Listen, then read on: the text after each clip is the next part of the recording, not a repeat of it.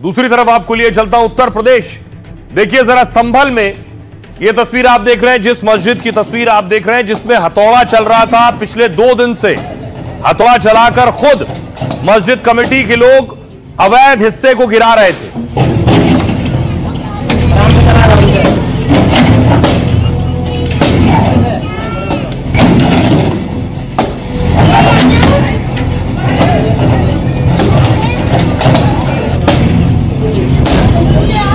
आज इसी हिस्से पर बुलडोजर चलने लगा।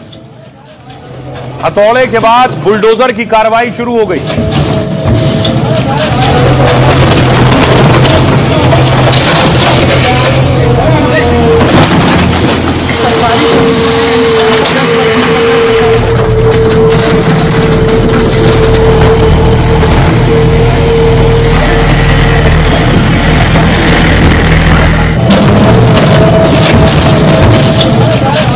और आइए आपको सुनवाता हूं कि आखिर हथौड़े से कार्रवाई हो रही थी, कैसे और क्यों बुलडोजर चला है। खुद मस्जिद के पास मौजूद और कमेटी से जुड़े लोग बता रहे हैं, सुनिए। तो साहब प्रशासन से टाइम लिया था, प्रशासन ने टाइम दे दिया था, बोले अपने हाथ से हटा लो। तो हटाई जा रही है। अब लेबर लगाई तो लेबर से टूट नहीं रही है, मजबूत इतनी है। तो लेबर वाले बेचारे 2 घंटे काम करके भाग गए, बोले भाई हमारे बस की नहीं। फिर ढूंढ ढाल के जेसीबी मंगाई है, भाई जेसीबी से हटवाएंगे, हटाने का वायदा कर लिया, हटाएंगे। कितनी लेबर लगाए थे? लेबर लगाए थे 10-12 आदमी। हमने वो थोड़ा देखो ऊपर का हिस्सा तोड़ा, उन्होंने भाग गए, बोले भाई अपने बस की नहीं है तोड़नी। तो काफी लागत लगाई थी आप? लागत तो लगाई है साहब, धार्मिक काम में तो आप जानते हैं कोई भी वो लागत का ही होता है। जेसीबी 1 लगाई है साहब, फिलहाल 1 मिली है, 1 लगाई। अब देखते हैं इससे क्या दिन में टूटती है जेसीबी से।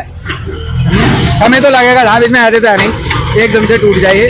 काफी मजबूत है, देखो तुम देख रहे हो अभी जेसीबी भी भाग जा रही है पीछे को।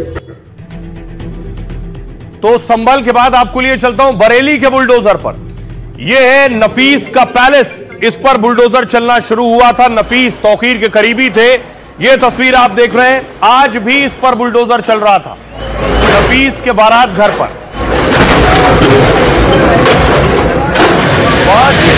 5 करोड़ की लागत से बनाया गया था यह बारात घर, जिसे आज पूरी तरह से 3 से 4 बुलडोजर लगाकर इसे गिरा दिया गया।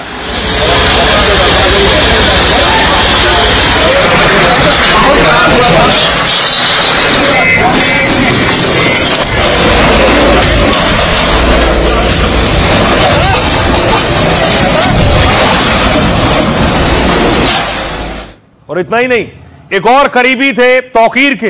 तौकीर इसी घर में रुके थे, यहीं आकर शरण ली थी। अब यह घर पूरी तरह से सील कर दिया गया है, सरकारी सील लगी है, घर में एंट्री बंद है। अब इस घर पर कार्रवाई होगी। इस घर की जानकारी और दस्तावेज जुटाए जा रहे हैं प्रशासन की तरफ से। 3 मंजिला इमारत है ये, जिस पर सील लगा दी गई।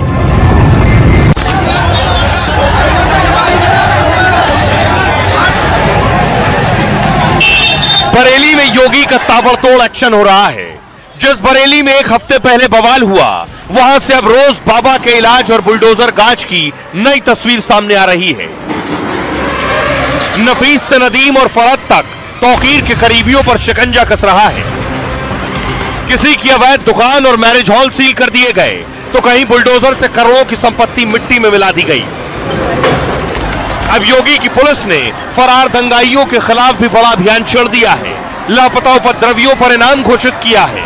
बिजली चोरी और बाकी बिल पर करोड़ों का जुर्माना लगाया है। और बरेली में हुए नुकसान की पाई वसूलने की भी पूरी तैयारी है।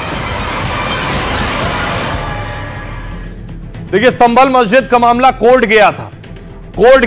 कोर्ट में याचिका खारिज कर दी गई। उसके बाद अब बुलडोजर चलने लगा। संभल की जिस मस्जिद पर 3 दिन पहले हथौड़ा चल रहा था, यह तस्वीर आप देख रहे हैं, उसी मस्जिद पर आज अचानक बुलडोजर चलने लगा। बुलडोजर से पहले मस्जिद की बाउंड्री वॉल गिराई गई, फिर मस्जिद के दरवाजे और अंदर के ढांचे पर बुलडोजर चला है। यह बुलडोजर कार्रवाई प्रशासन यानी योगी सरकार की नहीं है। मस्जिद कमेटी ने खुद बुलडोजर मंगवाया और अवैध निर्माण गिराने लगे। 10 साल पहले तालाब की जमीन पर अवैध मैरिज हॉल और मस्जिद बनी। 2800 वर्ग मीटर पर बने मैरिज हॉल को पहले ही 4 बुलडोजर ने गिराया। 510 वर्ग मीटर पर बनी मस्जिद को हटाने के लिए 4 दिन की मोहलत दी गई थी। मस्जिद कमेटी ने इसे लेकर इलाहाबाद हाईकोर्ट में याचिका लगाई, लेकिन अदालत से याचिका खारिज होते ही कमेटी ने मस्जिद के अवैध हिस्से को हटाने की प्रक्रिया शुरू की। 15 से 20 मजदूरों को पहले हथौड़े और औजार से मस्जिद तोड़ने के लिए लगाया, लेकिन घंटों की मशक्कत के बाद भी जब मस्जिद के हिस्से नहीं टूटे तो अवैध मस्जिद को तोड़ने के लिए खुद बुलडोजर को बुला लिया गया और माहौल न बिगड़े इसके लिए संभल में भारी पुलिस बल भी तैनात किया गया था, क्योंकि मस्जिद के बाद संभल में 80 घरों पर भी बुलडोजर चल सकता है। दरअसल तालाब की 8 बीघा सरकारी जमीन पर करीब 80 घर बने हुए। प्रशासन ने इन अवैध घरों को खाली करने का नोटिस चस्पा कर दिया है। 15 दिन के अंदर घर खाली ना करने पर बुलडोजर चल सकता है। आइए अब वो आपको तस्वीरें दिखाते हैं। घर घर जाकर नोटिस दिया जा रहा है जिनके घर तालाब की जमीन पर बने। ये संभल की तस्वीर मैं आपको दिखा रहा हूं। बाकायदा सरकारी कर्मचारी पहुंचे घरों की जांच करने। आप कौन असलम के ये दे दिया कर दो तो नोटिस है, ये इनका जवाब जाएगा। ये उन्होंने जमीन खरीदी, तालाब की जमीन है, ये लिखी हुई है, बता दें क्या होना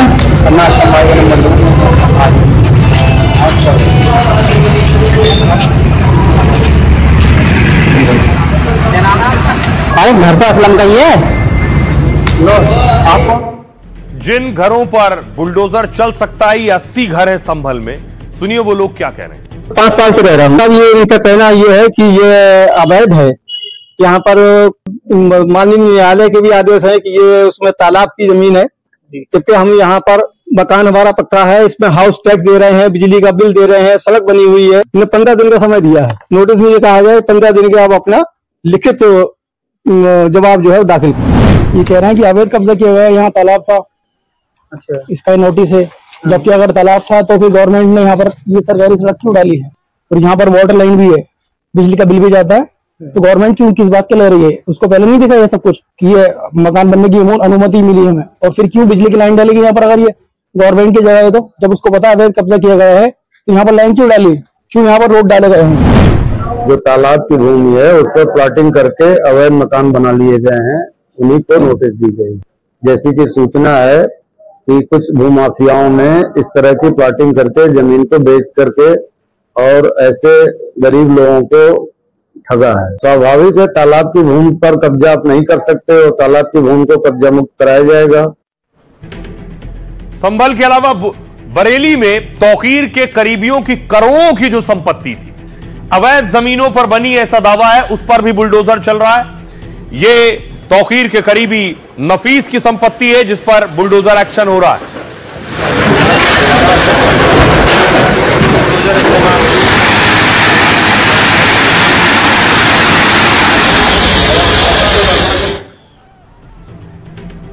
अब देखिए जरा, बुलडोजर चल रहा है। ये नफीस की संपत्ति है जिस पर बुलडोजर चल रहा है। बरेली में बवाल के आरोपी और तौकीर के करीबी पर बुलडोजर चला। डॉक्टर नफीस के मैरिज हॉल पर लगातार दूसरे दिन बुलडोजर की कार्रवाई हुई। पुलिस के मुताबिक सरकारी जमीन पर नफीस का अवैध कब्जा है और 10,000 वर्ग फीट में बने मैरिज हॉल की कीमत 5 करोड़ रुपए बताई जाती है। करोड़ों के इस मैरिज हॉल को हटाने के लिए पहले प्रशासन ने नोटिस दिया और जब आरोपियों ने कोई कदम नहीं उठाया तो उसके बाद बुलडोजर चलना शुरू हुआ। दूसरे दिन 35 मजदूर और 2 बुलडोजर से करीब 6 घंटे तक और कार्रवाई चली है और तौकीर के करीबी के अवैध बारात घर को पूरी तरह से जमींदोज कर दिया गया है। बुलडोजर एक्शन पर 100 पुलिस वालों और ड्रोन की पैनी नजर थी। 26 सितंबर को बरेली में जुमे की नमाज के बाद भारी बवाल हुआ और 30 सितंबर को बरेली के बवालियों पर पहली बार बुलडोजर चला। पहले तौकीर के दामाद और रिश्तेदार की अवैध संपत्ति ध्वस्त की गई और तौकीर के मददगार और करीबियों पर अतिक्रमण उनका ढाया जा रहा है। बरेली हिंसा मामले में अब तक 83 लोगों की गिरफ्तारी हो चुकी है। बाकी फरार उपद्रवियों पर इनाम घोषित करने की प्रक्रिया चल रही है और तौकीर के करीबियों को योगी का बिजली बिल का झटका भी लगने वाला है। बिजली विभाग ने उन पर 1 करोड़ 26 लाख बकाये का जुर्माना लगाया हुआ है। यह है एक्शन। आइए अब आपको सुनवाता हूं, जिस वक्त यह एक्शन हो रहा था हमारे सहयोगी रवीश वहां मौजूद थे, उनकी जरा रिपोर्ट देखिए। बरेली विकास प्राधिकरण का यह कहना है कि नफीस खान ने मकान का नक्शा पास करवाया था, लेकिन उसके बाद में के नक्शे को हटा के उसने और फिर यहाँ पर एक बड़ा सा मैरिज हॉल उसने तैयार कर लिया था। अब आप देखिए कि करोड़ों रुपए का ये मैरिज हॉल है और इसको देखते ही देखते जमींदोज कर दिया गया। बैंकेट हॉल का ये एक रिसेप्शन होता था जहां पर लोगों को आते थे लोग बुक करवाने के लिए, और ये आप देखिए ये पूरी तरीके से ये डायरी, ये सारा जो बैंकेट हॉल का दस्तावेज थे वो सब जो है वो जमींदोज हो गए हैं। तो नफीस क्या बुलडोजर चला, लगातार बुलडोजर एक्शन हो रहा है, लेकिन सियासतदान सवाल पूछ रहे हैं, बुलडोजर एक्शन कार्रवाई पर सवाल उठा रहे हैं। देखिए क्या कह रहे हैं। संजय सिंह कह रहे हैं बरेली का बवाल बीजेपी सरकार की साजिश है, असली मुद्दों से ध्यान भटकाने के लिए उत्तर प्रदेश में मुसलमानों के घरों पर बुलडोजर चलाया जा रहा है और सुप्रीम कोर्ट के आदेशों की धज्जियां उड़ाई जा रही हैं। साथ ही बीजेपी के सांसद कह रहे हैं प्रवीण खंडेलवाल, जब परिस्थितियां हाथ से बाहर निकल जाए तो बुलडोजर ही वो भाषा है जिसे अच्छे से अच्छा और टेढ़ा आदमी भी उसको समझ जाता है। इमरान मसूद कह रहे हैं यूपी सरकार एक तरफा कार्रवाई कर नफरत फैला रही है, कांवड़ पर जो उत्पात मचा था उस पर तो हाथ नहीं लगाया और मोहम्मद का पोस्टर लगाया तो टांगे तोड़ दी। नफरत वाली यह कार्रवाई सरकार को भारी पड़ेगी। सिद्धार्थ नाथ सिंह कह रहे हैं आरोपी चाहे किसी भी धर्म का हो, यूपी में जिसने भी साजिश की है या फिर माहौल बिगाड़ा है उन सब पर कानून के मुताबिक कार्रवाई हो रही है। अखिलेश यादव कह रहे हैं बीजेपी सरकार अपनी नाकामी छिपाने के लिए तानाशाही कर रही है, सरकार अपनी तानाशाही से संविधान की मूल भावना पर प्रहार कर रही है। दिनेश शर्मा कह रहे हैं विपक्षी दल बरेली यात्रा के नाम पर ड्रामा कर रहे हैं, वो सद्भाव या शांति के लिए नहीं भड़काने जा रहे थे, वो हिंसा और बवाल की आग में घी डालना चाहते हैं। बरेलवी कह रहे हैं भारत का मुसलमान भी अपनी सरजमी से प्यार करता है और किसी को अपना दुश्मन नहीं मानता है। आरएसएस को भी हम अपना दुश्मन नहीं मानते। आरएसएस से अपील है कि वो मुसलमानों को अपनाएं, इससे देश में सद्भाव का माहौल और ज्यादा बढ़ेगा। आइए आपको सुनवाता हूं, सुनिए जरा सियासतदान क्या कह रहे हैं। अगर हम आई लव मोहम्मद का पोस्टर लेकर चलते हैं, इसमें कौन सा गैर कानूनी काम है? ये क्या मजाक कर रहे हैं आप? अगर कोई आई लव मोदी का पोस्टर लेकर गया तो क्या खड़े रह के सेल्फी लेंगे आप? और आई लव मोहम्मद का लेकर नहीं ले जा सकते। आई लव नीतीश कुमार लेंगे तो हाँ ये वफादार है। क्या आप मजाक कर रहे हैं? पूरे देश में पूरे देश का नाम खराब कर रहे हैं। ये तो नफरत है भाई। कावड़ के ऊपर जो उत्पात मचा था उनको तो हाथ भी नहीं लगाया और पोस्टर आई लव मोहम्मद का दिखाया तो टांगे तोड़ दी। ये तो नफरत है। मोहब्बत का पैगाम आप सल्लल्लाहु अलैहि वसल्लम ने पूरी दुनिया के अंदर मोहब्बत का पैगाम दिया है, मोहब्बत की बात की है। चेहरा है नवरात्रे, उसके बीच में उत्तर प्रदेश में जो लोगों ने ये षड्यंत्र करके उठाना चाहा तो उसमें कानून अपना काम कर रहा है और कानून जो किया है वो सही किया है। कानून व्यवस्था तो पुलिस का काम है कंट्रोल करना, आपका तो काम है नहीं, तो आप अपने घर पे बैठिए। अगर किसी ने अपराध किया कानून की धारा के तहत उस पर कार्रवाई कीजिए। आपको सुप्रीम कोर्ट ने रोका है कि आप किसी के घर पे बुलडोजर नहीं चला सकते। योगी आदित्यनाथ जी की सरकार सुप्रीम कोर्ट के आदेशों की धज्जियां उड़ा रही है। बरेली जो डेलीगेशन जाना चाहता है वो नाटक थोड़ी करता है कि दम से करके तैयारी कर रहे हैं फिर आओ मुझे रोको। ये आग में घी छिड़कने का काम करने के बजाय लोगों में प्रेम और सद्भाव बढ़े, इसके लिए भी तो कोशिश करना चाहिए कभी कभी समाजवादी पार्टी को। ये भारतीय जनता पार्टी की एक साजिश है हिंदू मुस्लिम मस्जिद मंदिर मुद्दा जिंदा बनाए रखने का। अब देखिए पुलिस तो चुन चुन कर एक्शन ले रही है। तौकीर के जितने करीबी हैं उन सब पर एक्शन हो रहा है। उसमें नफीस भी हैं, उसमें अगली तस्वीर आप नदीम की देख रहे हैं, तौकीर हैं और फरहत को आप देख रहे हैं। फरहत पर भी एक्शन हुआ। फरहत के ही घर रुके थे आकर तौकीर रजा और इनका घर सील कर दिया गया। देखिए जरा कार्रवाई क्या हो रही है। तौकीर रजा के करीबियों को बिजली बिल का झटका पहले दिया जाएगा क्योंकि बिजली चोरी का आरोप है। ये नफीस है तौकीर के करीबी। नफीस को पुलिस को हाथ काटने की धमकी नफीस ने दी थी। बरेली में बवाल के पीछे तौकीर के करीबी का हाथ था, उसका अब योगी की पुलिस और प्रशासन हिसाब कर रही। बारात घर के बाद अब इनके चश्मे की दुकान पर एक्शन हो गया। नफीस का डॉक्टर खान ऑप्टिकल सील कर दिया गया है। आरोप यह है कि बिना डिग्री के चश्मे की दुकान खोल ली इन्होंने और डॉक्टरी पढ़ाई के बिना नफीस से डॉक्टर नफीस बन गए थे। दंगे के आरोप में जेल में बंद नफीस पर नई एफआईआर हो सकती है। धोखाधड़ी यानी आईपीसी की धारा 420 का मामला भी दर्ज हो सकता है। इस मामले में तौकीर के करीबी को 7 साल की जेल हो सकती है। अगला नाम है नदीम का। बरेली में बवाल के पीछे नदीम का बड़ा रोल था। हिंसा भड़काने के बाद तौकीर का राइट हैंड फरार था। पुलिस ने गिरफ्तार कर नदीम की परेड निकलवाई। ये तस्वीर आप देख रहे हैं नदीम को, जो लाल टी शर्ट में आप देख रहे हैं। फिर उसके बारात घर हम सफर को सील कर दिया गया। अब मस्जिद के पास उसका 4 दुकानें जो थी उन्हें भी सील कर दिया गया है। खबर है कि इन पर भी बुलडोजर चल सकता है। दूसरी तरफ आप बुलडोजर भी देख रहे हैं। अगला नाम फरहत का है।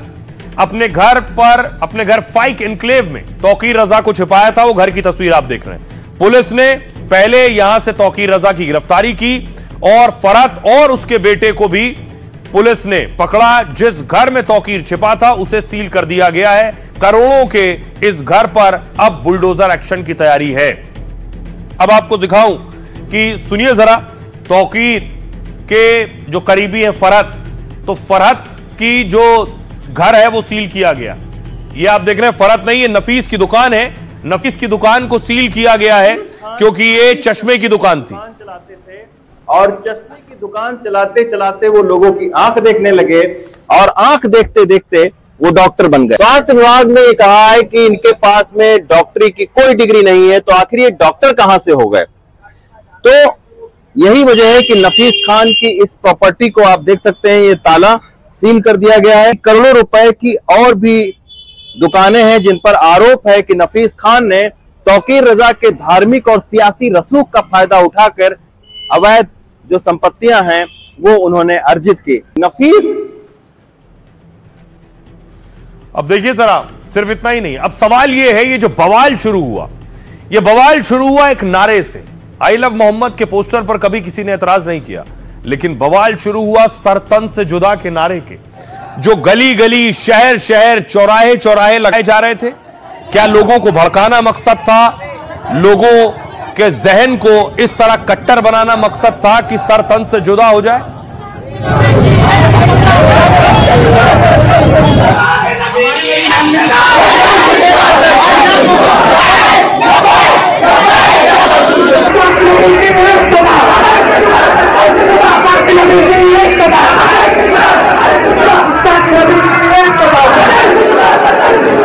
ये नारा दरअसल आया कहां से? ये नारा आया है पाकिस्तान से। पाकिस्तान में भी सर तन से जुदा के नारे लगते रहे।